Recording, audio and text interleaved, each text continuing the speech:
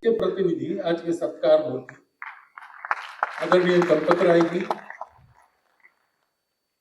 समिति के सभी माननीय पदाधिकारी, आदरणीय ताई जी, उपस्थित सज्जन, माता भगिनी,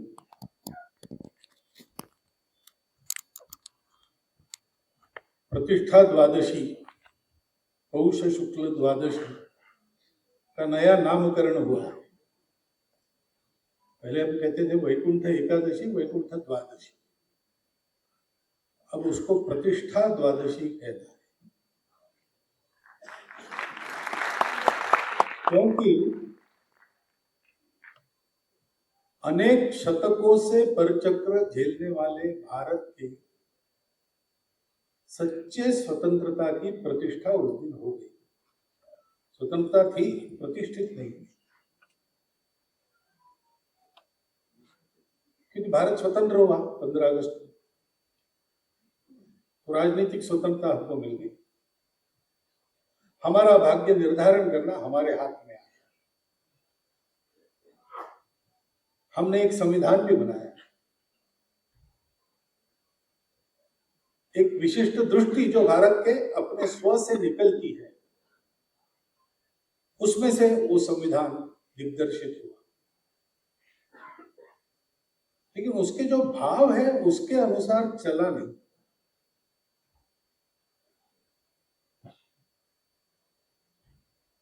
और इसलिए हो गए हैं स्वप्न सब साकार, कैसे मान ले, टल गया सर से व्यथा का भार, कैसे मान ले, ऐसी मनस्थिति समाज की। क्योंकि जो आवश्यक स्वतंत्रता में स्व का अधिष्ठान होता है, वो लिखित रूप में संविधान से हमने पाया,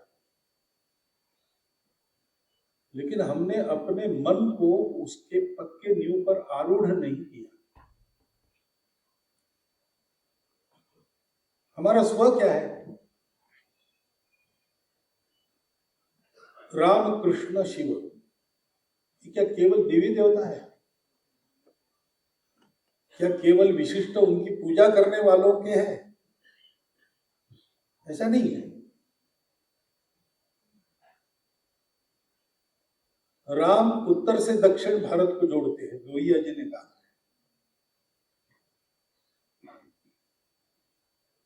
कृष्ण पूरब से पश्चिम जोड़ते हैं, और शिव भारत के कण कण में व्याप्त है।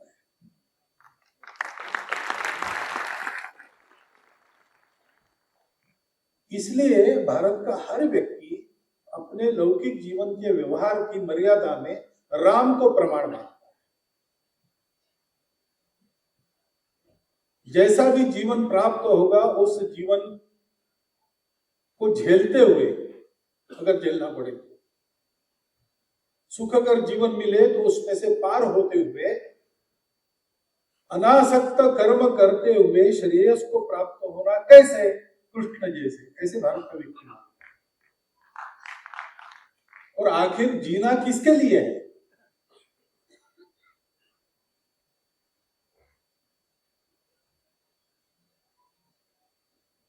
तो अमृत पीकर दुनिया मरती, लो अमर हुआ मैं विषय पीकर। नीलकंठ शिव भगवान का आदर्श है जीवन के लिए हम सबके सामने। ये भारत की अपनी प्रकृति का स्व है, उसके प्रकृति का ताना बाना है। उनकी पूजा करने वाले, उनकी पूजा न करने वाले, सब पर लागू है। जानते हो न जानते हो, ये लागू है। यानी मैं कह रहा हूं, लागू करना नहीं चाहता हूं, मैं को करने वाला हूं, और कोई लागू कर भी नहीं सकता, और करना भी नहीं चाहिए जबरदस्ती। परंतु ये हमारे स्व में, हमारी प्रकृति में है। हमारी पूजा बदल गई तो भी हमारा स्व वही है। ऊपर के उपचारों का परिवर्तन उसको बदल नहीं सकता। इस सत्य को जानना है। हम भारत के लोग यानी कैसे है, कौन है, क्या है, बाकी दुनिया से कैसे विशिष्ट है।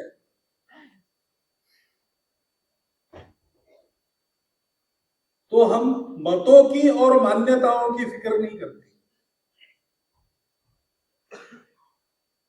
हम फिक्र ये नहीं करते कौन क्या बना और किसने क्या किया, हम फिक्र ये करते कौन कैसा है और मनुष्य ने कैसा होना चाहिए। उसके लिए सभी भारतवासियों के सामने एक उदाहरण, जाने अनजाने चाहे अनचाहे उनके जीवन पर इन तीनों का प्रभाव है और वो रहेगा। वो किसी ने थोपा नहीं है। जैसे बीज में से वृक्ष बनकर आता है, कोई उसको बनाता नहीं है, वैसे हमारी अपनी परंपरा में से हम बनकर आए हैं। कोई भी इस सत्य का साक्षात्कार होना बाकी था, उस सत्य के साक्षात्कार को इस यज्ञ ने हमको कराया। चंपत राय जी कहते हैं वो आंदोलन नहीं यज्ञ है। ये बात बिल्कुल सही। ये शुरू इसलिए नहीं हुआ था किसी का विरोध करना है, ये शुरू इसलिए नहीं हुआ था कहीं झगड़ा होना।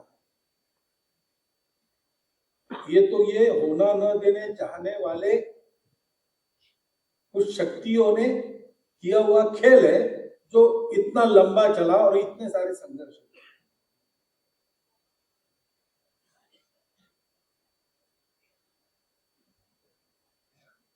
भारत का स्व मर जाए, भारत का स्व अपनी गर्दन ऊंची न कर सके, इसलिए तो मंदिरों के विध्वंस हुए। वो देवी देवता उनकी पूजा, ये स्व नहीं था वो, लेकिन उनके रूप में जो आदर्श सामने आते हैं, जीवन के जो मूल्य सामने आते हैं, वो भारतीय है। भारत उसके लिए जाना जाता है। भारत की संविधान की प्रस्तावना में उसका स्पष्ट उल्लेख है सारी बातों। वो पहला नहीं है।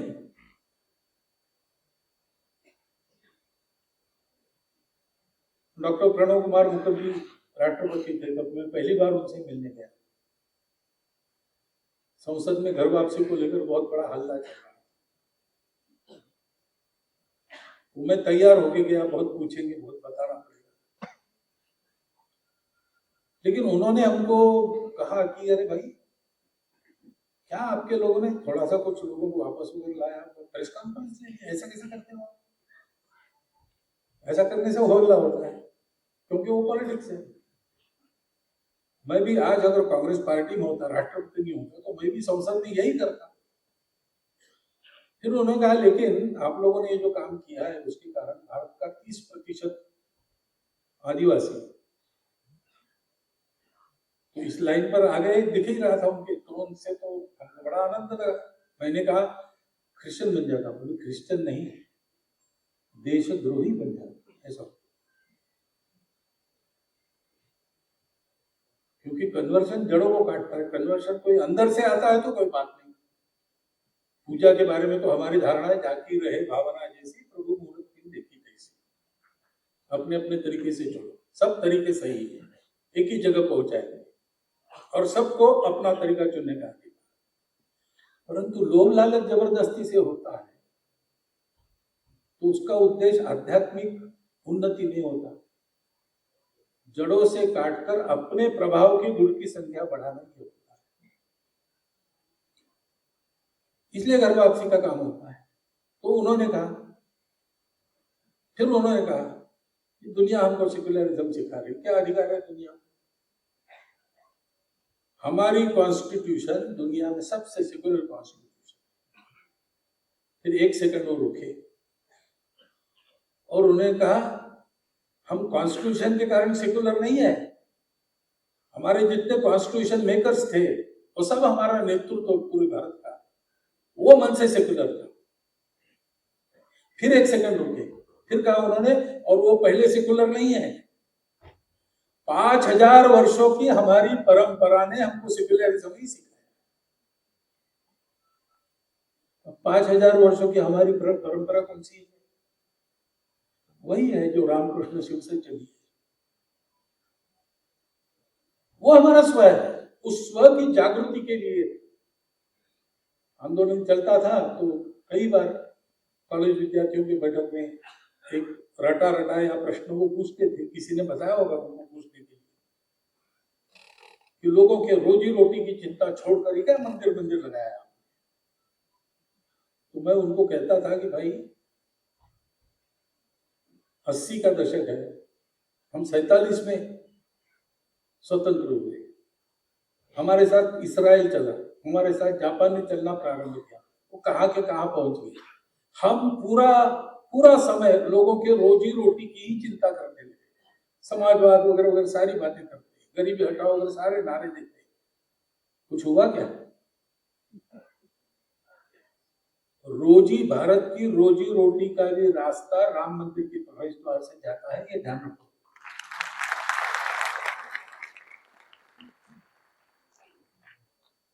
तो ये जो पूरा आंदोलन था भारत के स्व के जागृति के लिए था। भारत फिर से भारत बनकर अपने पैरों पर खड़ा होकर दुनिया को दिग्दर्शित करे, इसलिए था। अयोध्या में जो 1000 वर्षों से कलहों की परंपरा चली थी वो समाप्त हो जाए और अयोध्या वास्तव में अयोध्या बने, इसलिए। और वही होगा, वही हो रहा है। एकदम तो होता नहीं, बीच में बहुत लंबा समय गया है, धीरे धीरे सारी बातें होती है। लोग बड़े अधीन हो जाते हैं सारे मुक्ति यज्ञ के पूर्ण कालावधि में।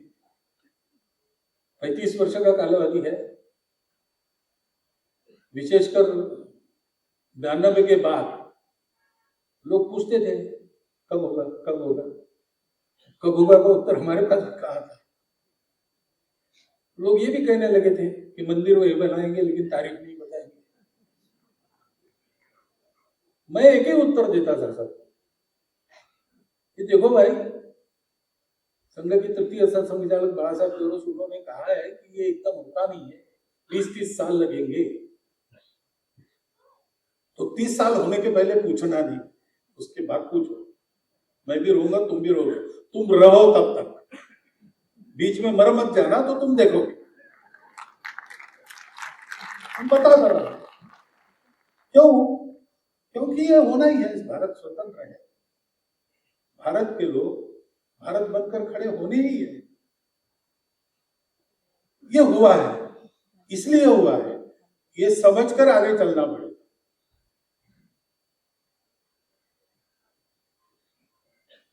और इसलिए अब हो गया, वो इतिहास हो गया, बहुत साल हो गए, सारी बातें बताई चंपतराय जी ने, जो रोचक बात थी उन सबके साक्षी कुछ लोग बचे हैं, कुछ कालखंड दिखा ऐसे कुछ लोग बचे हैं। पिछले वर्ष प्रतिष्ठा हुई, वो तो हम सबने अनुभव किया। सारे देश का वातावरण, कोई कलह नहीं, कोई झगड़ा नहीं, मुक्त मन से, आनंद से, पवित्र मन से हमने अपने अपने स्थान पर देखा। कुछ लोगों ने वहां आके देखा और रामलला के जीवन के मूल्यों की, धर्म के मर्यादा की स्थापना की बात सब जगह की गई, सब मंचों से की गई। आगे बढ़ना है, लेकिन ये एक लंबा अध्याय चला और उसमें इतने सारे लोग, उन्होंने अपना अपना काम किया। बहुत से लोगों ने प्राणार्पण भी किया। अशोक जी को ये देखने को नहीं मिला। मंत्र रामचंद्र दास जी, स्वामी वामदेव जी, विष्णुहरि डालमिया जी, इन सबको देखने को नहीं मिला। अडवाणी जी की स्वास्थ्य की हालत कितनी खराब थी, वहां उपस्थित नहीं रह सके, लेकिन हमको देखने को मिला। तो ऐसे सब लोगों के सम्मान का ये प्रातिनिधिक कार्यक्रम है, जैसे ने बताया। वो कार्यक्रम है और ऐसी जगह है जहां एक बार पुण्य श्लोका लोक माता अहिल्या देवी जी के कर्तृत्व से एक राम राज्य उनके पूरी कारकिर्द में चला है। जैसे राज्य की हम कल्पना करते हैं राम राज्य कहने के बाद, वैसा राज्य चला। उनके 320 जन्मशती का भी अवसर है।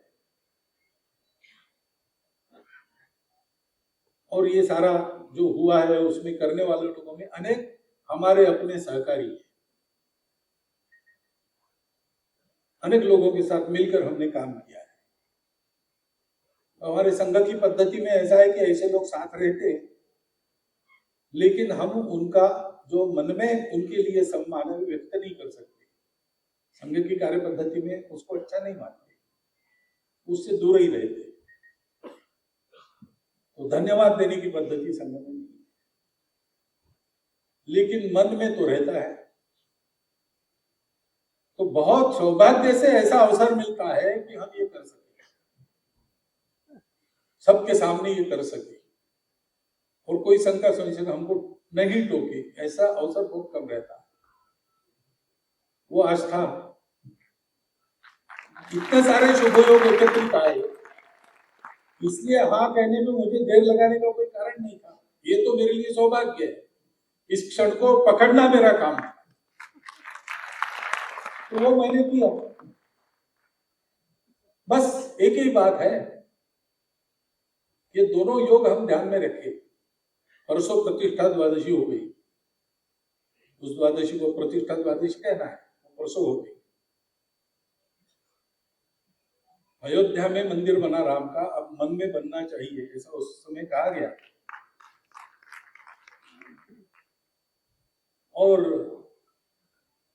लोकमाता देवी अहिल्या देवी के स्थान पर हम यहाँ पर उनकी जन्मशती के वर्ष में सब बैठे, ये दोनों का स्मरण मन में करना, इस कार्यक्रम को भी याद रखना। ऐसा त्याग, ऐसा भीम पराक्रम, ऐसा अथक परिश्रम करके हमको कैसा अपने देश को बनाना है, उसके लिए हम स्वयं को कैसे बनना है, इसका चिंतन करना। इसका चिंतन करते हुए हम अपने जीवन में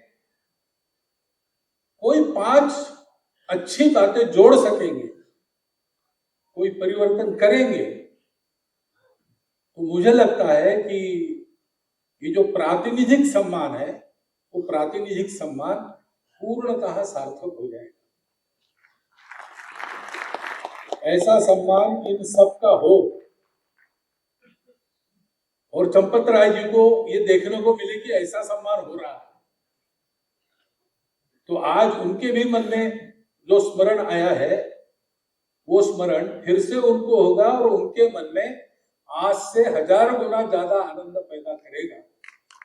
जो आनंद उनके मन में पैदा हो, वो आनंद उनके मन में पैदा करने का भाग्य आपको मिले, मुझे भी मिले। ये शुभकामना आपको, मुझको, सबको देता हुआ मैं अपनी 4 शब्द समाप्त।